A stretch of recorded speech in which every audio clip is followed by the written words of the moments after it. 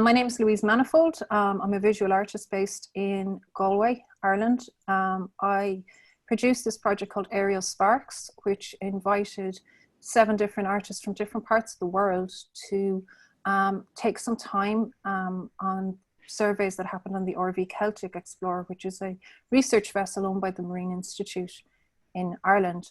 I was very grateful and lucky that Dr. Chris McGonagall was one of the scientists that took up the ask and took on board the wonderful artist Robertina Šebjanič, who came all the way from Slovenia to join us in Ireland and to go on board the RV Celtic Explorer on Chris McGonagall's survey. My name is Chris McGonagall. I'm a senior lecturer in marine science based at Ulster University in Coleraine in Northern Ireland.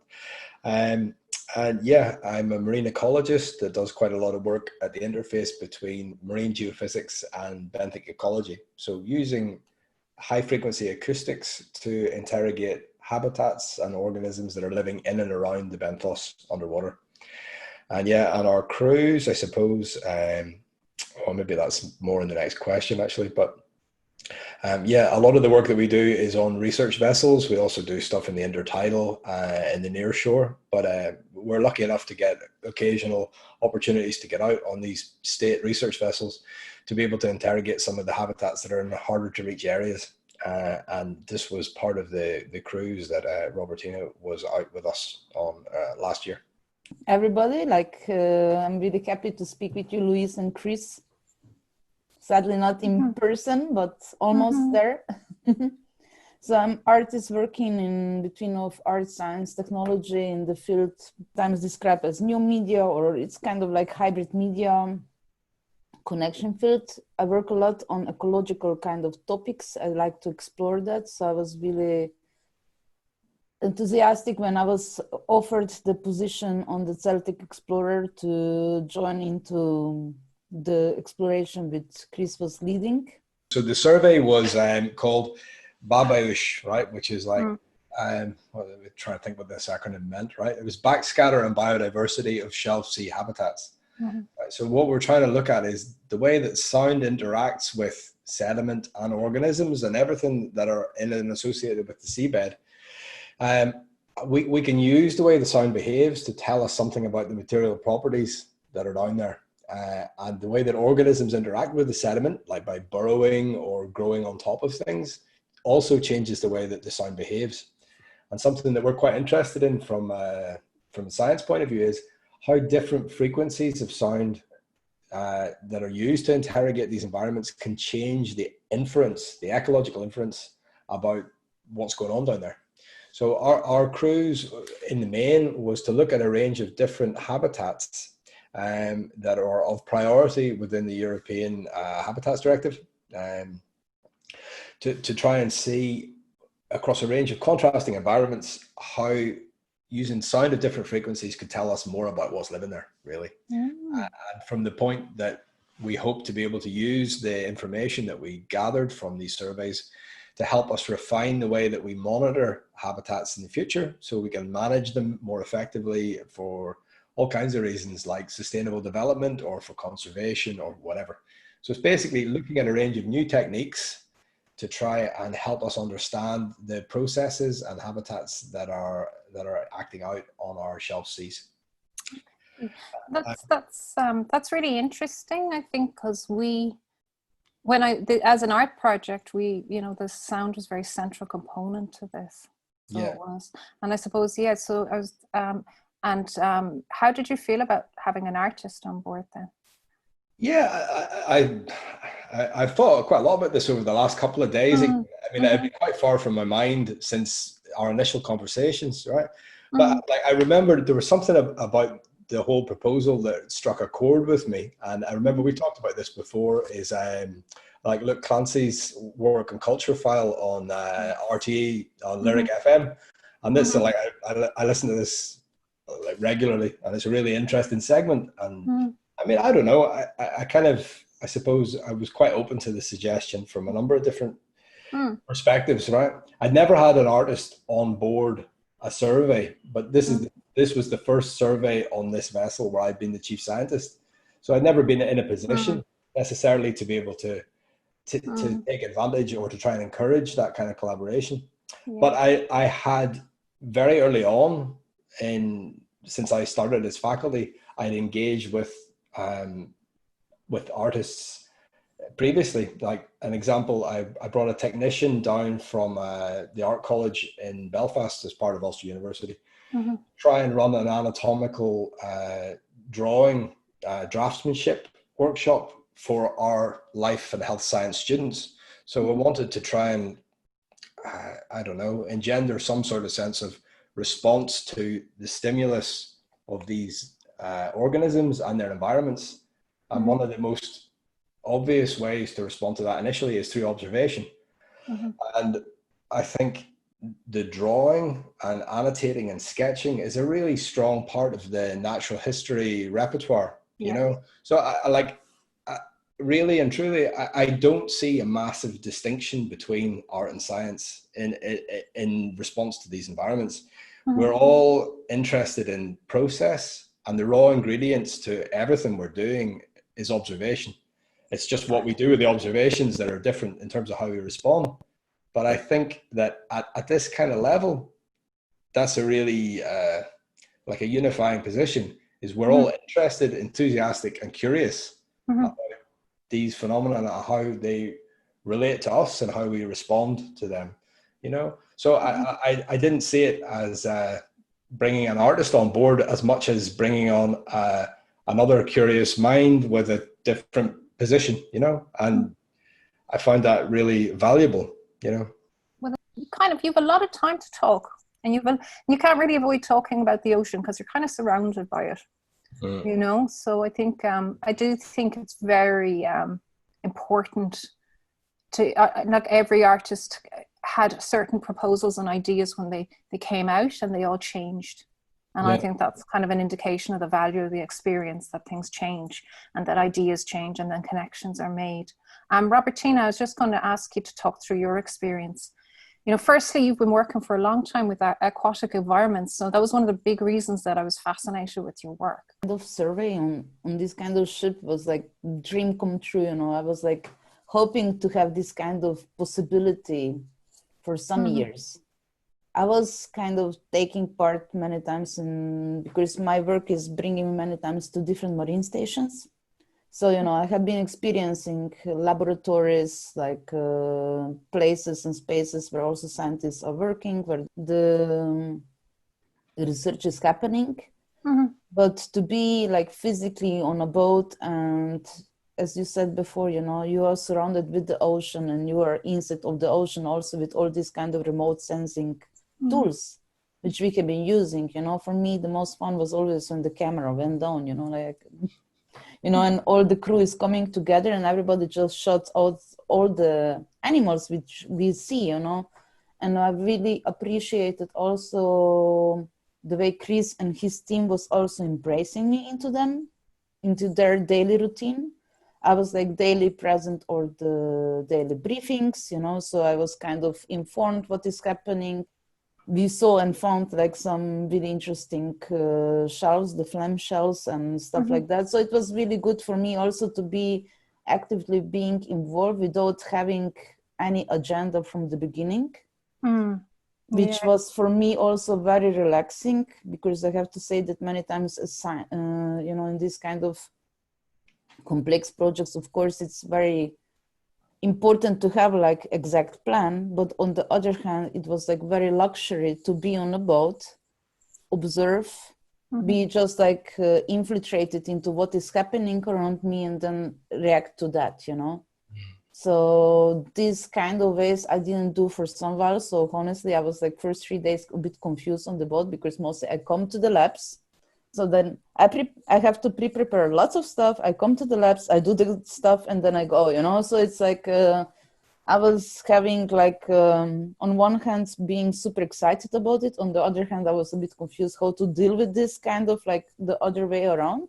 But as I came actually more as a sound artist than art science, because the project Aerial Sparks speaks more about the sounds of the so like more about this sonic wilderness of oceans and seas, and it was interesting to have these other possibilities, you know. And have to say that also it was very inspiring for me, all the cruise and everything. Like the initial kind of joining the vessel and the orientation and familiarization, you know, there's a briefing at the start where they show you around, but until the boat is out and moving and you are really come to terms with the fact that you're now on a boat for 15 days, that takes quite a long time to come to terms with for everybody, you know. For scientists that do it routinely as well, there's definitely an adjustment period.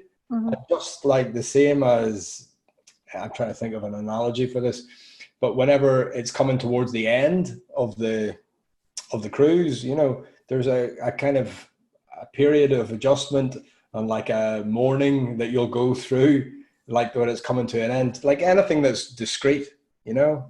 And all of those waves of emotion that go through it are the same for everybody every time you do it, you know. I was going to say to you, Robertina, after you went out, you basically created this piece where there's two characters in your story that you kind of witnessed on part of your survey. I just wondered, could you talk us through the different elements?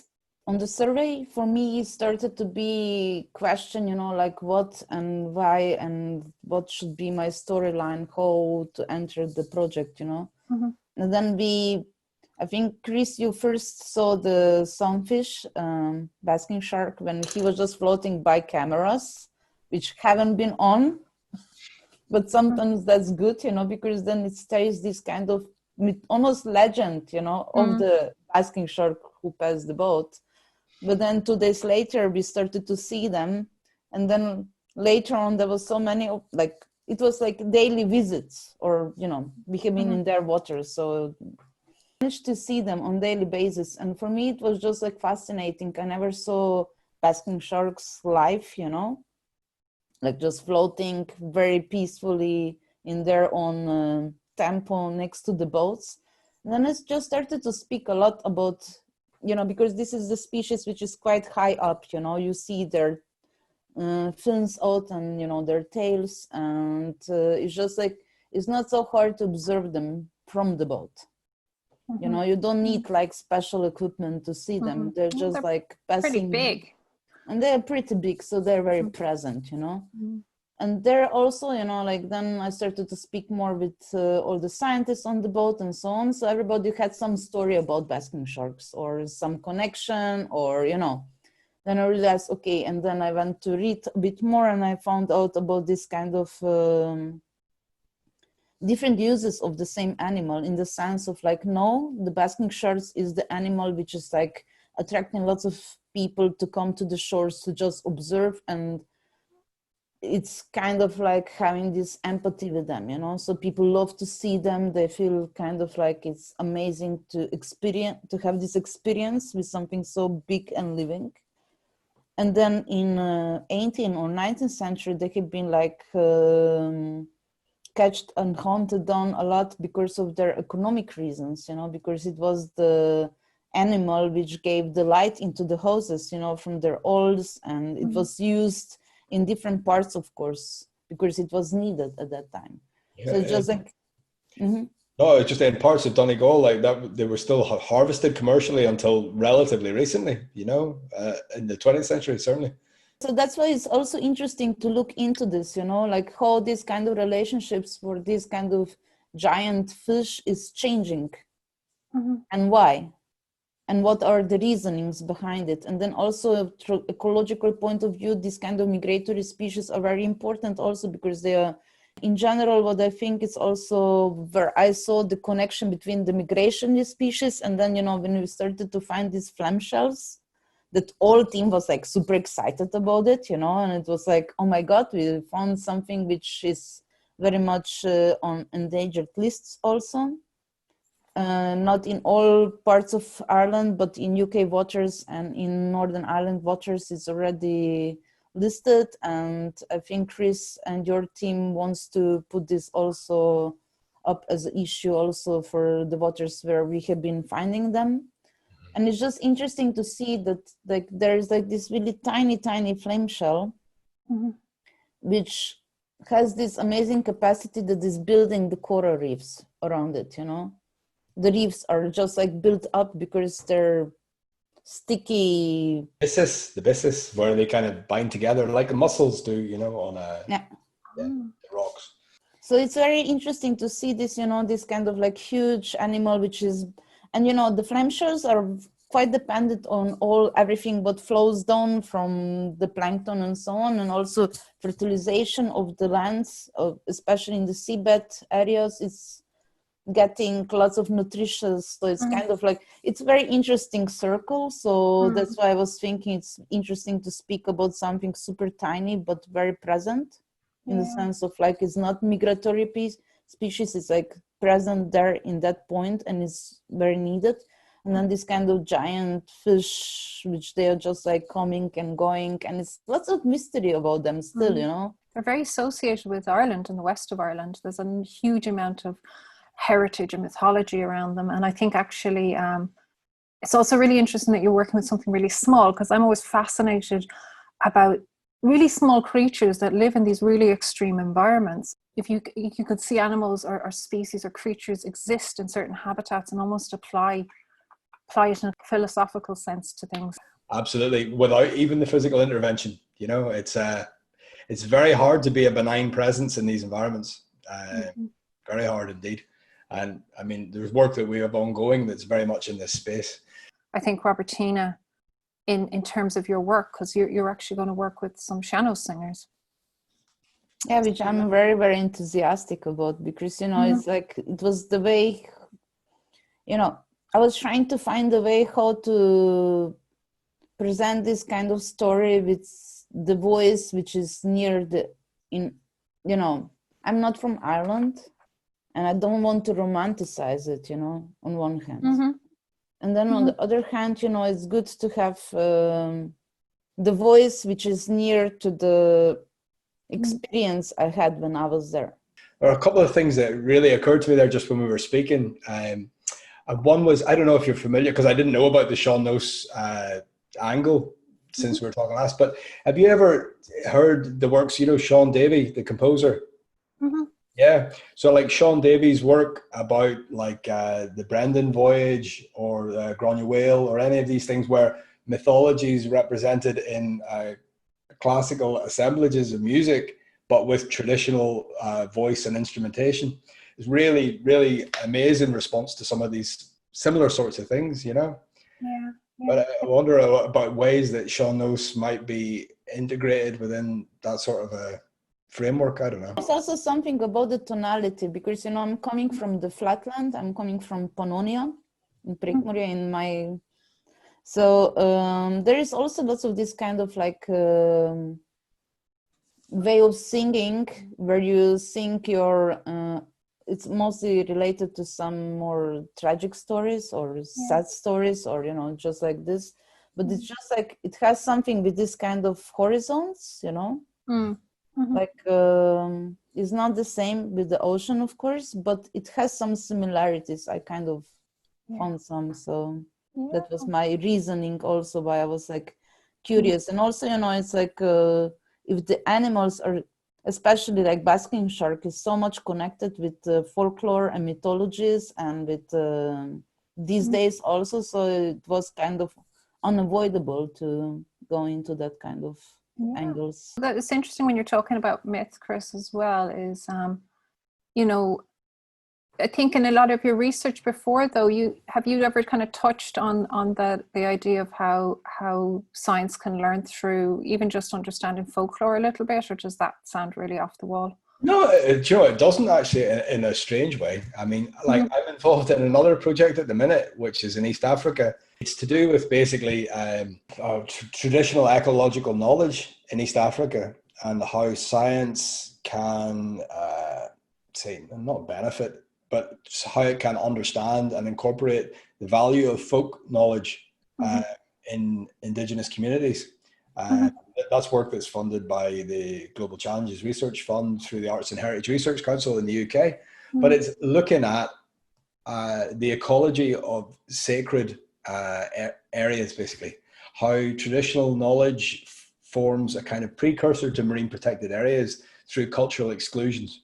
Like, so if I were to say, all right, if in Ireland we imagine that there are areas where people don't fish traditionally for some religious or cultural reason, and fishing communities are really entrenched in folklore and superstition in Ireland, especially, you know.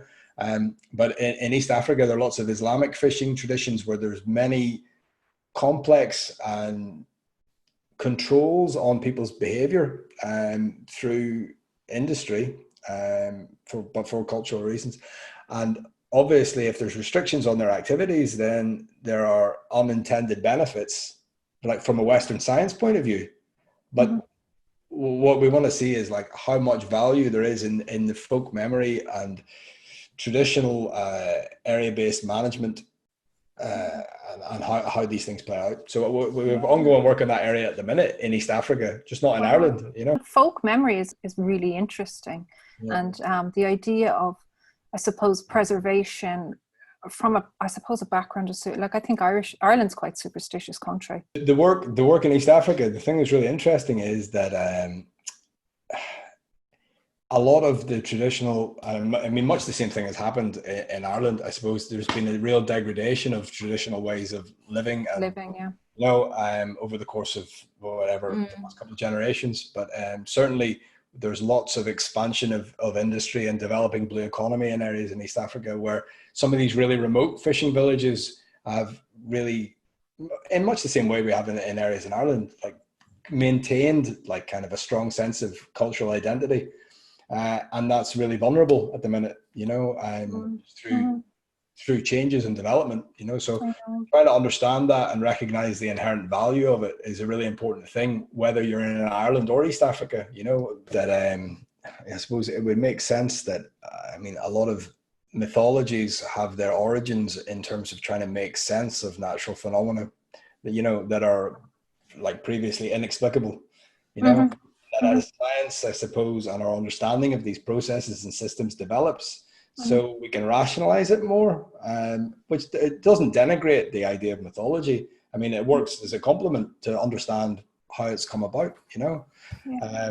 Robertina, so you've done a huge amount of work in sound as well. And I think it's interesting because a lot of people's work, some people's work's been sound and visual, and some people's work has just been sound. But I think the way you deal with sound is very interesting in your work, particularly because you not only use sound as a medium, but you talk about the impact of sound in spaces. So regarding the project Aquatocene, where I explored the underwater noise pollution in the sense of like understanding what kind of, how is like the human impact polluting the noise environments of wilderness, of ocean wilderness. And for me, it was quite terrifying when I figured out that we are much more present than I expected, you know, like when I started to do like this underwater sound exploration, like sound recordings, I went really naively into the game in the sense of like, I wanted to hear some fish and, you know, to hear the sound environment of the oceans and seas, especially near the shores. And on the beginning, I was constantly deleting all the boats and everything else what I managed to record next to it.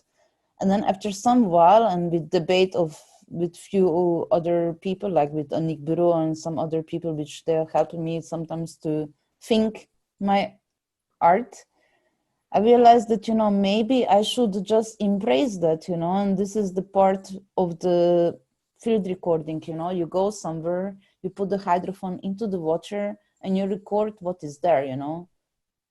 If I would delete whatever out of that, it would be almost like photoshopping the nature, you know, like all these beautiful calendars which we have of the nature, and then just like 1 meter next to it is like big electric wire or something like that, you know.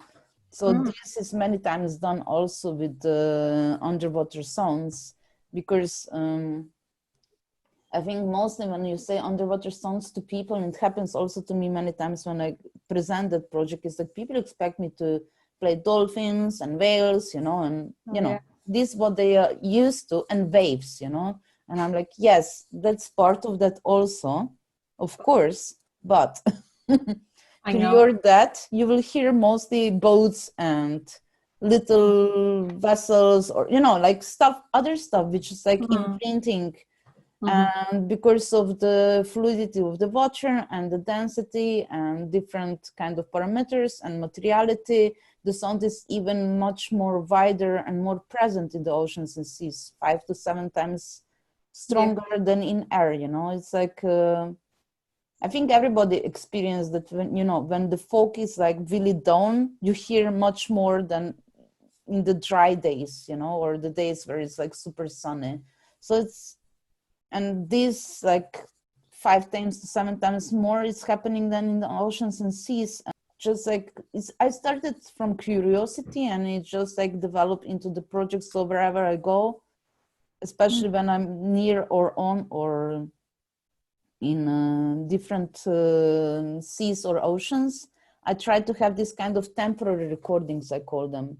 Because, like scientists are doing this kind of like recordings on daily basis with observation and so on. Through this, we will actually know what is the impact of the noise pollutants. So my recordings are more, I call them like temporary, like 1 day recording of one situation. I do the compositions with that.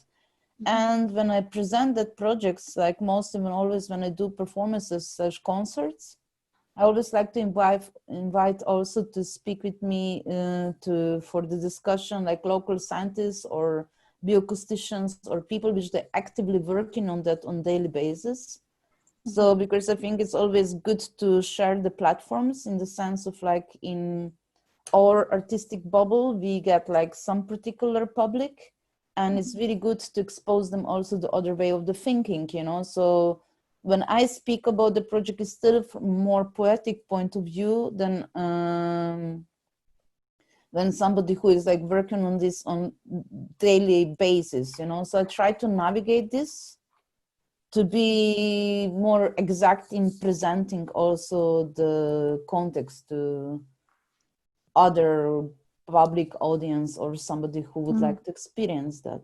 Yeah. And then on the other hand, like with some other projects of mine, what I figured out in the last weeks when I was kind of a bit more writing about some stuff is like that, like the main thing which I would like to establish and what I work on it is like, how can we bring in more empathic methodology in the sense of like, how could we sense or navigate humans and non-humans, and how to establish this kind of bridges in between in the ways that it will be, not just like mathematically or statistics or something, but also to bring more, almost like more emotional kind of intelligence into the game also, because this is many times very forgotten. And to get back into this project, which I'm working now for the aerial sparks, this was actually the idea why I decided to combine the mythologies, the folk singers, the scientific knowledge, and all of this, and I will try to navigate that through it into some radio show. Very good. Cool. But I suppose the idea of scientific data being embodied in an artwork is something that I think, Robertina, you are doing pretty successfully. I think how data is I know that some artists are working directly with data, and some artists aren't.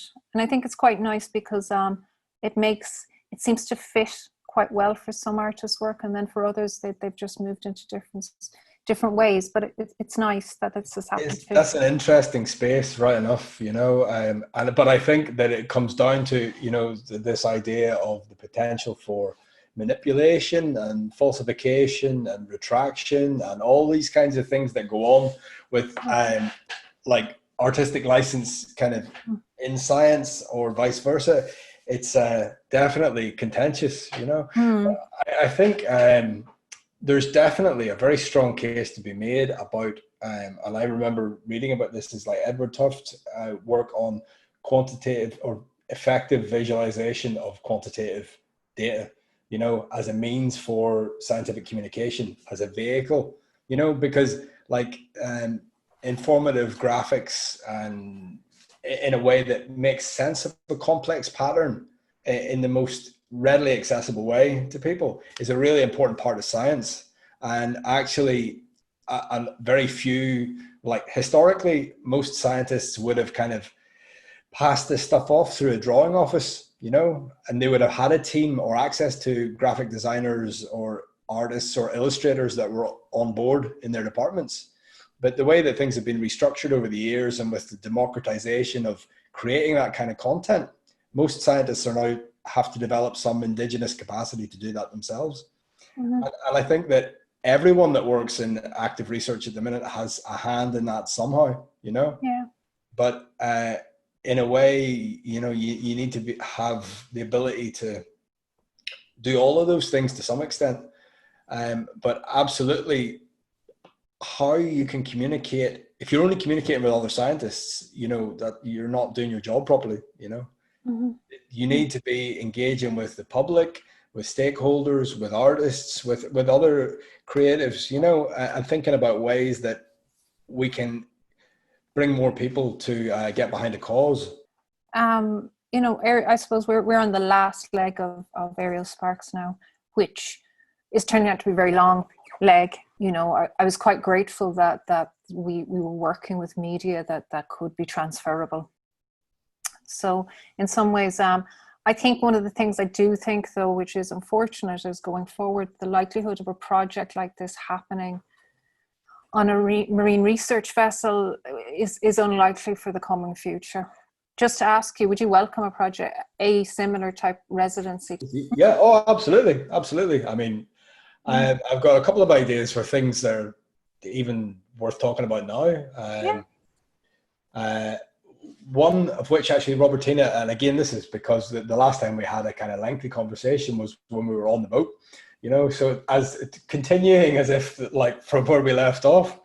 There's another project that's on the go up here at the minute, which is looking at passive acoustic monitoring. And that's a technology I'm not sure how aware you are of, but it's something that's commonly used in marine mammal monitoring, where the difference is that the work we do is with active acoustics. So we're on the vessel, it's moving around, and we're interrogating the environment with sound that we control, the power, the frequency, and all the rest of it. Passive acoustics are basically, as the name suggests, it's a device like a hydrophone that's put on a mooring and left there, and it just records sound by itself, right? And generally speaking, these systems are used to look at ambient noise in the water column, look at marine mammal communications and the rest of it. So they're quite sensitive, quite wide bandwidth, things like this. And they'll be left in situ for extensive periods of time, recording, and then they're triggered using an acoustic release, and they come back to the surface, you recover them and download the data. Now, they're actually, in the town where I live at the minute, in Port Stewart, up on the north coast, there are researchers up here from Galway Institute of Technology, and they're doing some work where they're making visual observations on the surface of cetacean behavior and trying to tally that with what the communications are showing underwater in terms of the chatter amongst the porpoises, to try and see how effective both methods are at capturing these activities. I mean, if you imagine that maybe across a range of different environments where these are deployed, whenever the whales and dolphins aren't there, like what's the background ambient noise in these different systems, and are they similar or are they different? I mean, what kind of color might you see?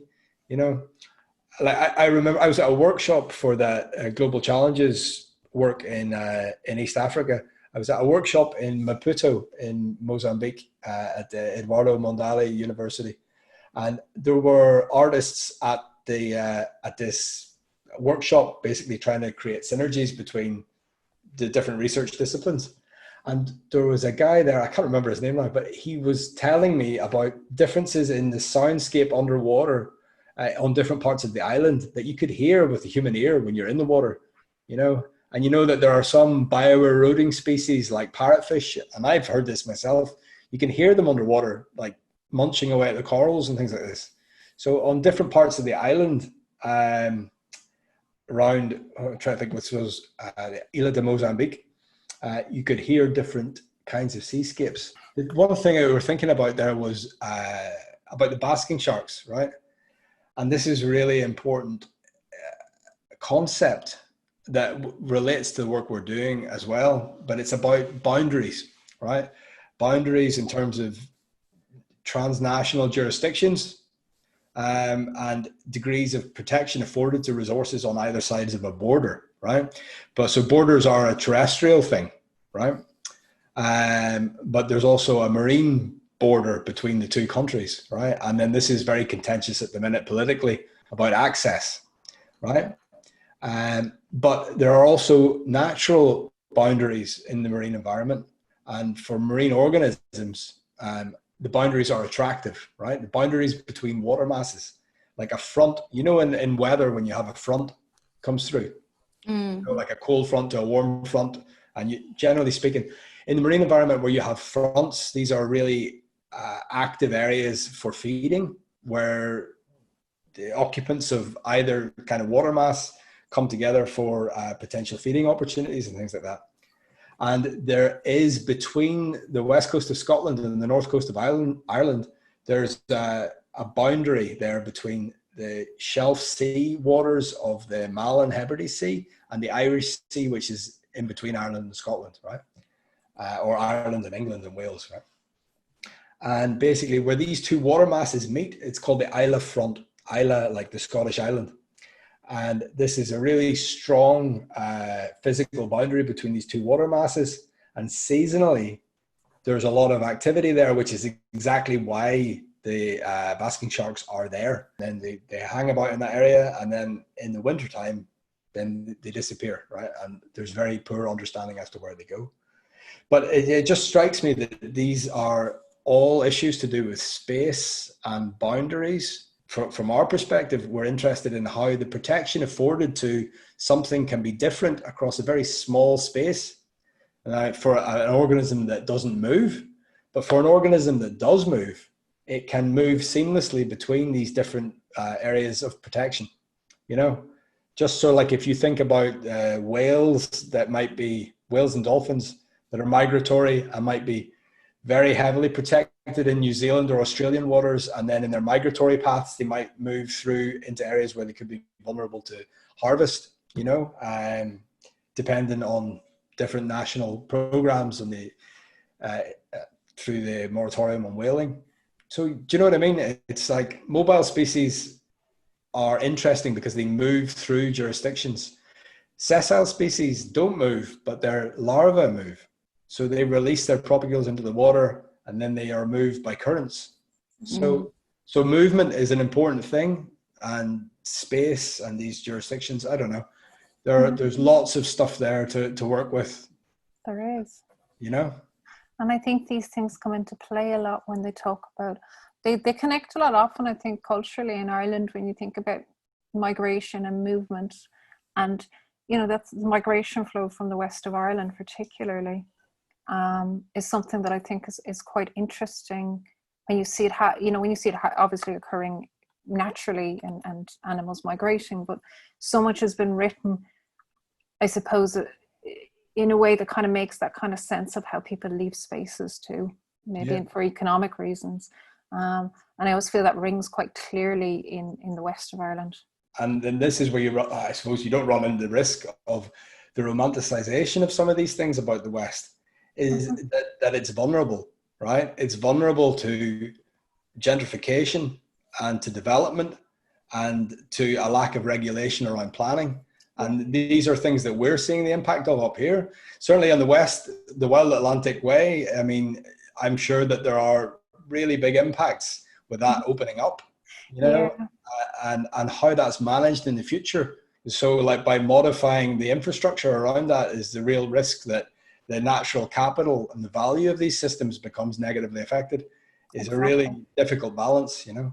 It is, and I think it needs to be really thought about a lot more, because there's the trade-off is quite short-term, given the situation with COVID-19. For some reason now it's got a very different identity now because of everything that's happened.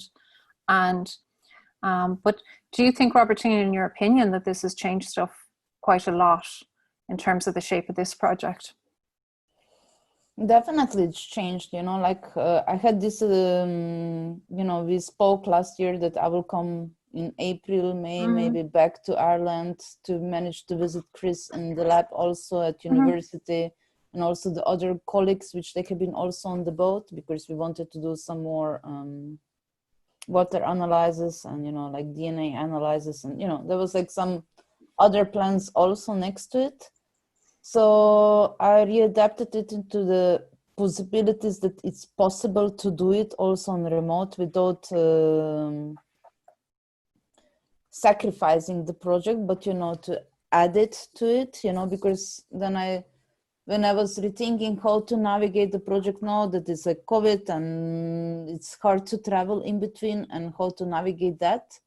That's why I think that was like really important moment when I decided this will be really radio piece. That we will not do like bigger installation or something next to it. Yeah. That for core of the project will be now this radio piece. When I speak radio piece, it will be like around 20-30 minutes long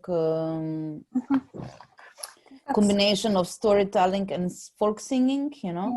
Which will speak about all these stories, and it gives them possible potential to work on the project further.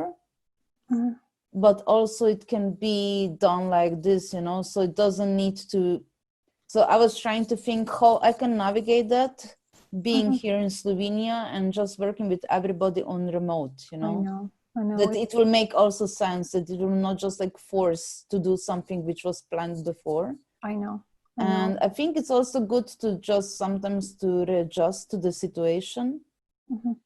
It happened to me already once before with one installation which wanted to be presented in Mexico City during one festival, but just like 2 days before the festival, one of the biggest earthquakes hit the situation. So then of course the installation was broken and so on.